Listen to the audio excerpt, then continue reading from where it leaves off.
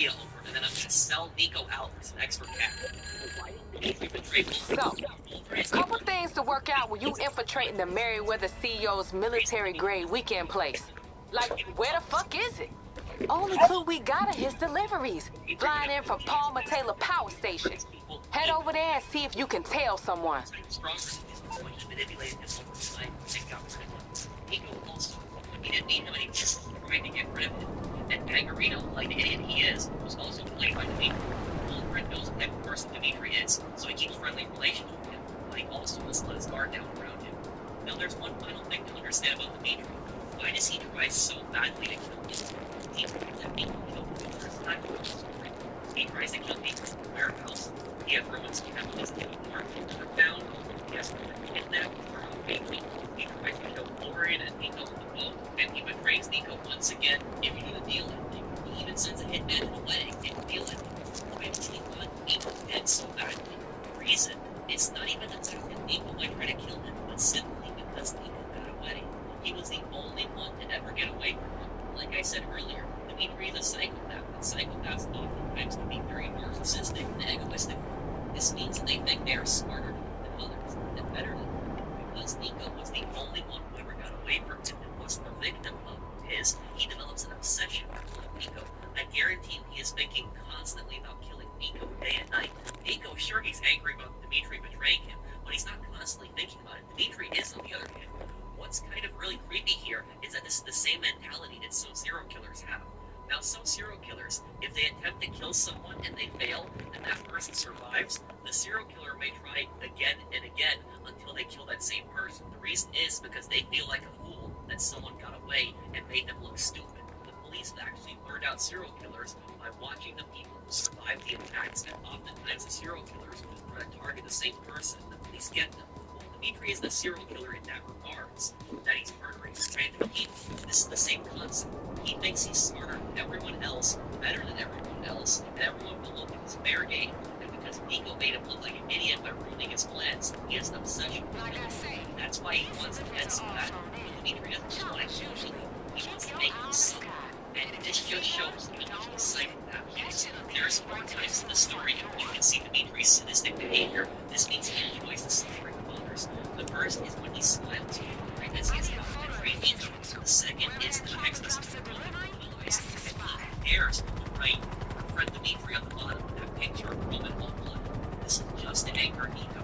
Even, like I said earlier, Nico calls him and is screaming at him on the phone. Dimitri doesn't say anything because he wants Nico to continue. He wants Nico to keep getting angry and saying stuff, and he's smiling on that call and enjoying making Nico so angry. The third is the deal ending. Dimitri could have easily had Will and Nico killed here, but his sadistic nature ironically saved Nico and Will. If Dimitri didn't kill Nico and Will, he killed the guys collecting heroin, they would have walked right into an execution. Like Will said, he could have easily called Nico, and Will not happy to be working with him either, but I gave the guys the heroin, and they are ready for an exchange. Go and meet them, and Nico and Will would have died if they stepped foot in the warehouse. But instead, he says this on the phone.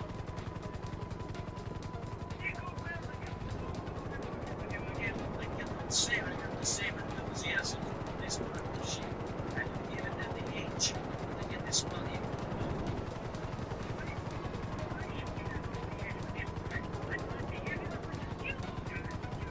Easier. What the fuck are you doing? Me and Phil are in there. What's going to happen when they find out?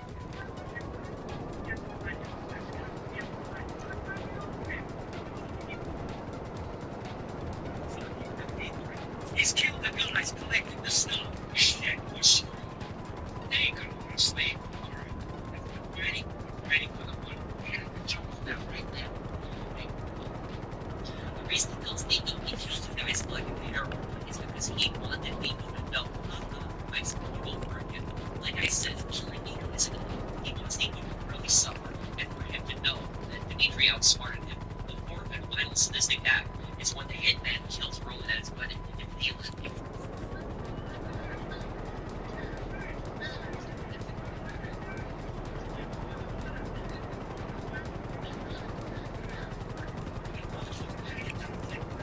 Yes.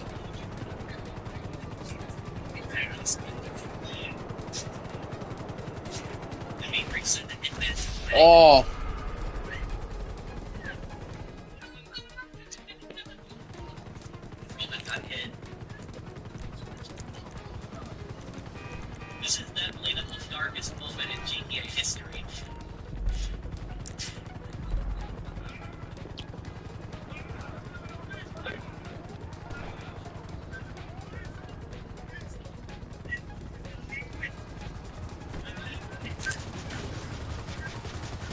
fucking way.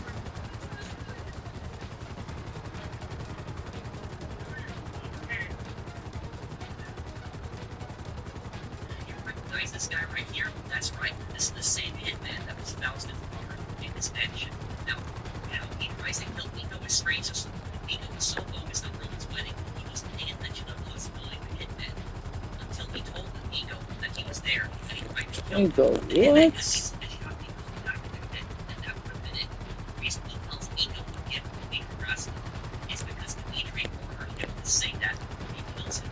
Hitmen oftentimes can be told to say something right before killing him. He could have easily killed Nico, but wanted Nico to know he got him, he beat him, he killed Nico at his cousin's wedding. Nico's last second alive would have been knowing Dimitri killed him, and that's exactly what Dimitri wanted. Because of this behavior, Nico survived, and Roman died in the event. Nico wanted to forget all about Dimitri feeling. The problem is, someone like Dimitri isn't going to forget about him. I guarantee he didn't regret sending that hitman after Nico. He even says this as Nico is about to kill him.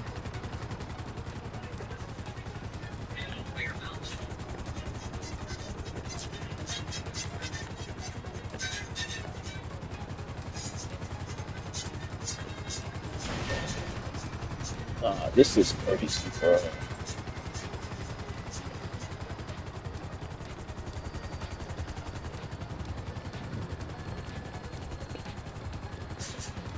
So it explains Dimitri's character, and now I go back to my original point of why he is the most evil GTA antagonist. Why is he worse than Tenpenny despite Tenpenny causing much of the death of Robert? Because Tenpenny never pretends to be someone else. Oh Sure, my he god. needs image England of is Dutch. in every case, there is the type of person he is, and he doesn't shy away from this. CJ knew that Tenpenny could have very well betray him at any moment. That means he was getting blackmailed as well. Dimitri, on the other hand, pretends to be someone else, pretends to be reasonable, manipulates others into doing his dirty work, and then betrays and kills them for some sick, sadistic pleasure. This makes him much worse than Tenpenny. Morse Mutual. We're here to help. He probably would just ran off Okay. and lay low.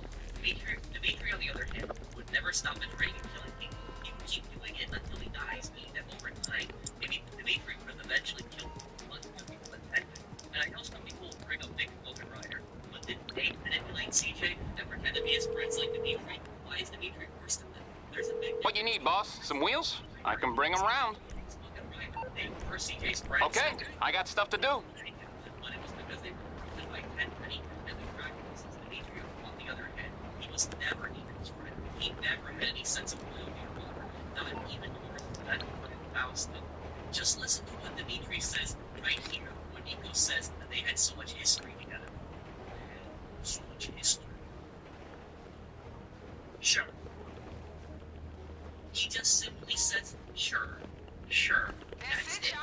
That's all he said. Additionally, there his friend that he had to kill, his best friend that he's known for such a long time, he had to kill to save his life. Now, this situation, he's my best friend. I don't know what to do. This is horrible. I'm gonna die if I don't kill him. They would have been having an emotional breakdown. But Dimitri, on the other hand, he just says, You need some? that's it. That's what he thinks of his best friend Faustin. And he almost let his real personality slip here in a moment. That's how much of a bad guy this guy really is. And additionally, in regards to Big Smoke never went after CJ after he fled Los Santos, even after CJ blew up the crack factory. It's almost like Big Smoke knew what he was doing was wrong, but he knew he went too far in, and there was no going back. Dimitri, on the other hand, he did everything to try to hunt Nico down. He even went after Nico's cousin Roman and had him kidnapped, even though Roman did nothing to him, but he didn't care. Dimitri was obsessed with killing Nico and wanted him to suffer. This makes him a far more evil character than Big Smoke or Tenpenny and Ryder. And if you want to know just how evil Dimitri is, there's one thing I didn't cover on him. Faustin wanted Elena. What's up? It's this cutscene here where Nico meets her as a random stranger. This is Faustin. It's nice to see you. Okay. I'll bring it by. Yes. I was sorry to hear about your accident. If you would, and was back with me. He and I are not friends. My husband was not friend.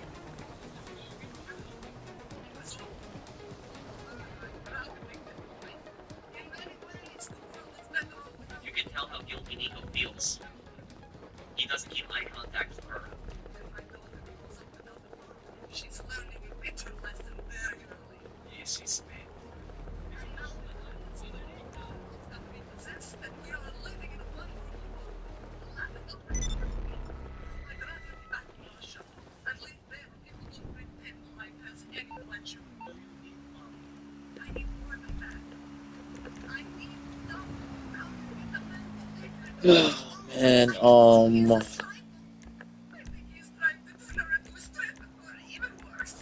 guy? I can't do much, Rico. I've been in this life of the legal daughter of the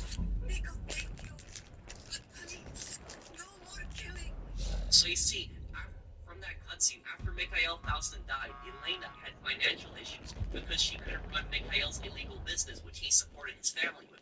Dmitri let them live in absolute poverty, and I think he took personal pleasure in it as well. This is considered one of the most dishonorable things in the criminal underworld. Now, obviously, criminals aren't honorable, but some have codes. A big common code among gangsters is that if a gangster goes to prison or dies, the other gangsters who are his friends or family help to support that gangster's family to make sure they can still live a comfortable life. Dmitri owed this to Mikhail. Even if everything he said about Petrovic was true, that Mikhail kid to die, he still had an obligation to support his best friend's wife and daughter. Mikhail helped him to get where he was, and the fact that he just abandons them on the street right after his best friend dies is disgusting. This just shows you how evil this man truly is. Now, with Dmitri confronted, let's start off with the deal ending. Even though both endings are sad, the deal ending is the bad ending because Nico goes against his morals for money. He gets betrayed again by Dmitri, Kate leaves him, and Roman dies. In this ending, Dmitri is already shot in the cutscene and dying. Nico goes on to say how much of a terrible person Dmitri is and how he betrayed his best friend and everyone that came in contact with him. He then talks about survival of the fittest, which is something Dmitri most likely believed in, as he saw himself as superior over everyone else and believed that everyone deserved to be betrayed by him.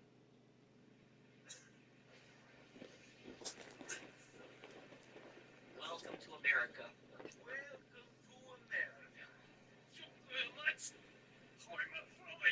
Speak English. You're a strange man. You're a strange man. You killed your best friend. You betrayed everyone who ever came in contact with you. You killed my cousin. I guess the survival of the fittest thing really meant a lot. Come on, Nico, get out of here. Let's go. Come on. Come on, let's go. Roman never hurt anyone. Never hurt anyone. This ending is so depressing.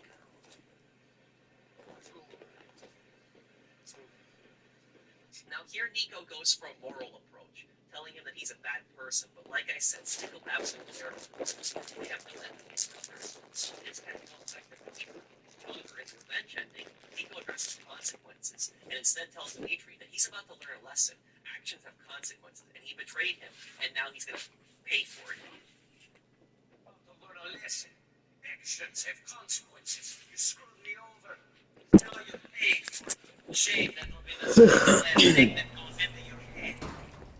Goodbye. You're the one who's going to learn a lesson. People aren't going to be happy if you kill me. Relax, give up on it. I've never been popular. I don't need to start now. So,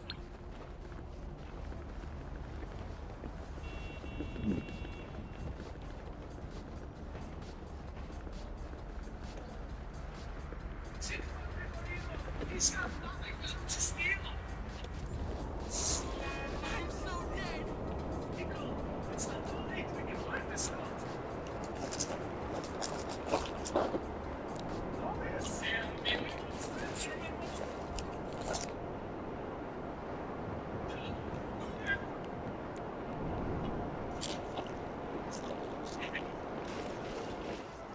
History. You fucking people over by killing me. Nah, this shit is crazy, bro.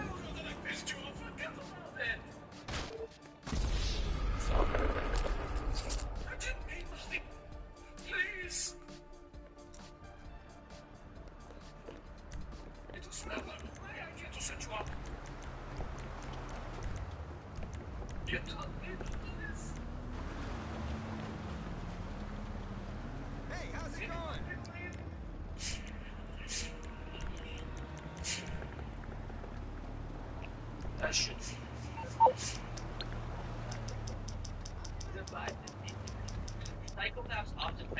consequences. And this is the thing that can keep them from doing bad things. Dimitri instead friends. I'm on the clock. What you want? Some wheels? He kills him. Dimitri It's on the way. still working for Pegorino, and then he'll spare him for a second. Nico says he doesn't care. Then Dimitri is a last resort, tries to go back and manipulative, telling Nico, we were friends, come on, and starts begging for his life, saying it wasn't me who said you were cover. Nico at this point doesn't buy it anymore and kills him. And here at the end, I wanted to show you guys this list that I found for personal kills on net, which I'll link down below in the description down below. But here, this shows like 20 traits that somebody may be a psychopath. And if you look at these, the majority of these actually describe Dimitri, which is kind of scary. So it says superficially charming, silver-tongued. He's definitely silver-tongued in how he has to play with people and he can trick people. Self-absorbed and egocentric, definitely. He's really arrogant and thinks he's smarter than everyone else. Easily bored, in need of constant stimulation. It seems that constant stimulation is betrayal of others, which he seems to take a personal pleasure. He's happened to there. He's manipulative. Just look at the ego. Like I said, these celebrities are all for real. Shows no interest. Keep your eye on the skies. And if you see one, don't lose it. That shit'll lead you right to this fool's front door. I need a photo of the entrance. Wherever that chopper drops the delivery, that's the spot.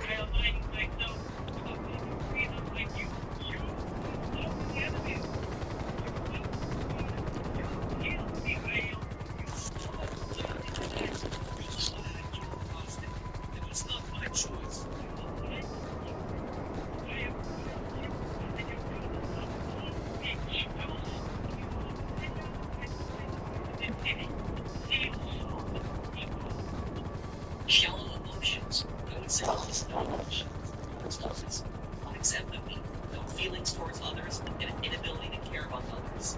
Exploits the goodwill of others, especially financially. Definitely. Look at what he did to Dowston. Impulsive. Definitely. Behaves recklessly. 100%. Accepts no responsibility for actions. He blames everyone else instead. He thinks they deserve to be great. We don't know about his childhood, though. He does definitely lack inhibitions. He has no long-term goals. If you think about it, Dimitri is constantly betraying people right now, but at the end, this is going to screw him over. So he really has no long-term plans for the future. Has many short-term relationships. He kept a relationship with Big Head for a very long time without Pegorino. No respect for authority, including the law. Definitely no respect for the law. Thinks they are never wrong. Dimitri never thinks he's wrong. And maybe Jensen has no conscience. Does Dimitri have a conscience? No, he doesn't. He has none whatsoever. And this is what I'll describe Dimitri. Obviously, like I said earlier, psychopaths are all different. Not every psychopath is the same. Not every psychopath is going to be evil. But Dimitri is the worst type of psychopath that you can possibly come across. And the scary thing about him is there are people just like him out there in the world. Just like this guy. And Dimitri is a perfect example of why you don't judge a book by its cover. Because this guy seems reasonable. He seems like a rational person to talk to when you first meet him. But his real personality, it shows us how much of a terrible person he is. And if there's one word I would use to describe this guy, Dimitri, what would it be? Evil. Evil. This guy is the definition of evil. That's what I would literally say about this guy. If you look deep inside Dimitri, there's nothing there inside of him. There's no heart, there's no compassion, there's no love, there's no care for anything. Man, I say this fool was paranoid. So, well, you sure shit ain't knocking. So how you gonna get in? I got an idea. Wait until someone drives out, steal whatever they driving, and bring it to me. I'ma strip that shit down. They gotta have some kind of transponder in there that opens the door. Putting it in your car should be a piece of cake.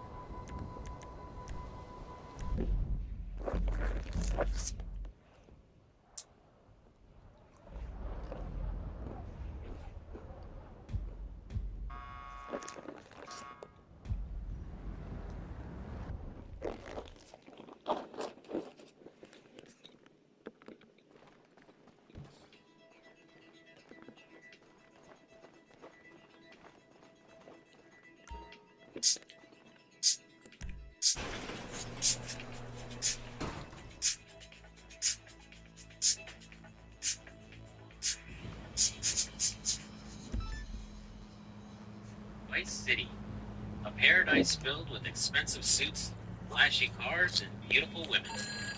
A city run by Hey, demons and weasels. you know the tricky part about raiding the off-the-grid weekend retreat of the billionaire Merriweather CEO? But under Finding out where that shit is. We got one lead. His deliveries come by air from Palmer Taylor Power Station. Get over there and see if there's someone you can tell. For my first time playing Vice City. I remember being young, and chances are I did play it not too long after its release on PS2.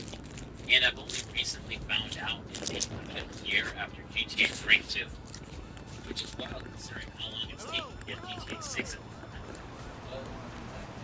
Whoa! What I can say about Vice City is that it's the GTA game that we played the most. The game that feels like what you'd get if Scarface and Miami Vice did beautifully.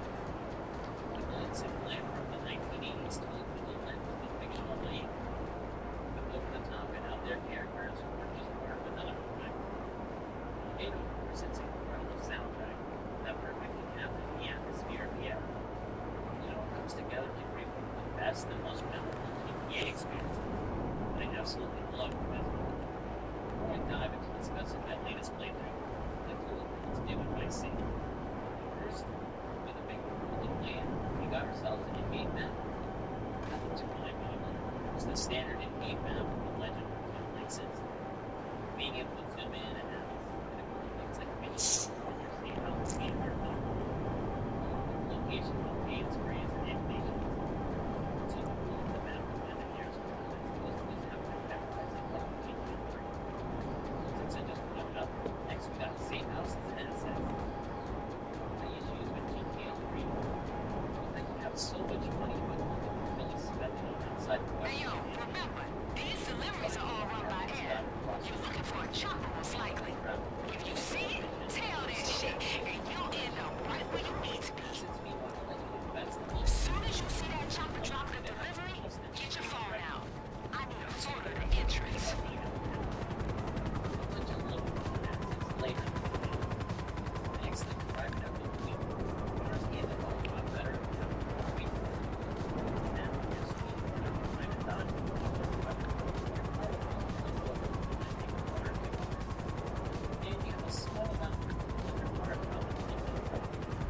Sometimes save your ride if it starts to difficult. But if your car does catch fire, you no longer have to wait for it to be completely stuck. You can bail out. Now we can driving. We got ourselves some new vehicles. We got motorcycles that are fast and lightweight, and the perfectly useful drive-by. So if you're having a non-negative things, you can see yourself on the line. Now we need the bigger map. We now got air traffic. From helicopters to planes. Their controls and how they handle are surprisingly much better than expected. Especially as it took me a bit to get used to the GTA 4. Though it started to feel a little slow, especially with helicopters.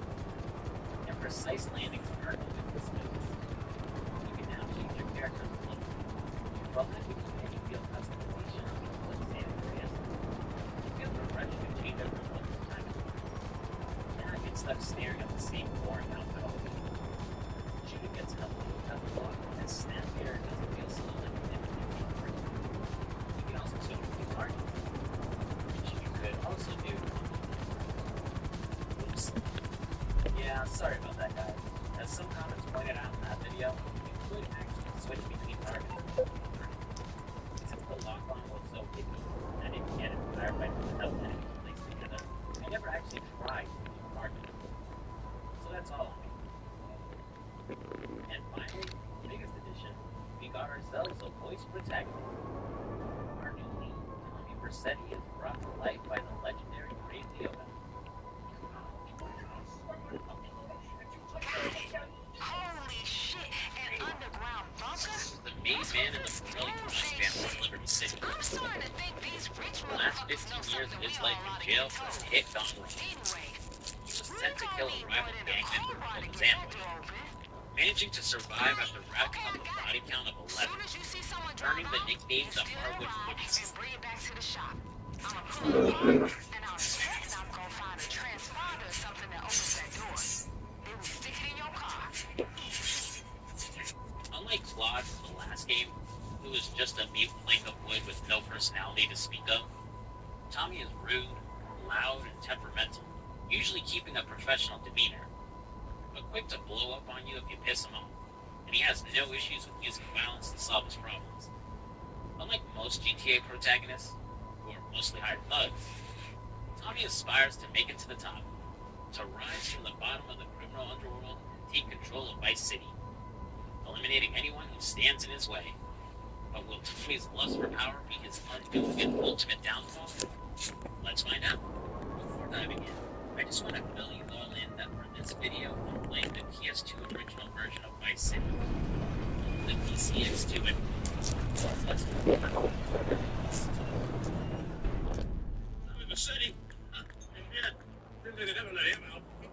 The game kicks off in Liberty City, set in 1986, with the Pirelli family sitting around a table discussing the recent release of Tommy Vercetti. Sonny Pirelli, Don family, has some misgivings about Tommy as his reputation and temperament could be bad for business. He suggests they send him down south to Vice City in order to expand their family's reach and power, trying to dip their toes into the drug game that the rest of the families refuse to touch. Arriving at Vice City, Tommy is picked up by the family's contact, a neurotic lawyer. Nah, no way. I can't. He facilitates a deal with some local brothers in order to buy coke. At the exchange, things don't go smoothly, as the court ambushed by an outside party, killing the dealer along with two guys along with him. He made up and escapes with Rosenberg back to his office, losing the money Sonny fronted him in order to buy the thing. Now taking control of Tommy, Go ahead, show the play an emulated version of the original PS2 release. First, the test was featured recording the footage uploaded. But more importantly, because of something that's missing from the PS2 Classics version and the Definitive Edition.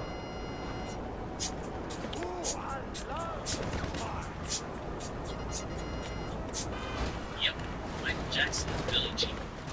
It's perfect for the first song you hear when you first step into a car. It might as well be the game's official theme song. Ever since I first played Vice City, anytime I heard this song in real life, along with I Ran by a flock of seagulls, I'd instantly be taken back to memories of playing the game. Unfortunately, since Rockstar didn't only have the money to relicense the songs, it's missing from every updated release of the game, along with some others. The original PC version still has a song, but we wouldn't download it to get that version. Crazy or purist or whatever, but Vice City just doesn't feel like Vice City without the song at all. It's like playing Ocarina of Time without the Hyrule field theme, Metal Gear Revengeance without World of Nature. Like the game loses a piece of its identity. Well, before even throws a bit, this is just my opinion and personal preference when it comes to replaying the game.